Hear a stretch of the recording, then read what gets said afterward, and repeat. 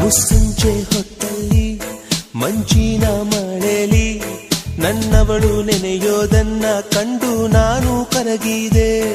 ಅವಳಂದ ಚಂದವ ಒಂದಾಗಿ ಸೇರಿಸಿ ನನ್ನೆದೆಯ ಗೂಡಲಿ ಗುಬ್ಬಿ ಹಾಗೆ ಬಚ್ಚಿಟ್ಟುಕೊಂಡೆ. ಮಳೆ ನಿಂತೋದ ಪರಿವೇ ಇಲ್ಲ, ಅಲ್ಲಿ ಏನಾಯ್ತೋ ಅರಿವೇ ಇಲ್ಲ. ಎಷ್ಟೋ ಮಾತುಗಳು ಎದೆಯಲ್ಲಿ ಉಕ್ಕಿ ಬಂತು, ಬಾಯಿ ತೆರೆದೆ ತುಟಿ ಮೇಲೆ ತೂಟಿ ಒತ್ತಿ ಹಾರಿ ಹೋದಳು.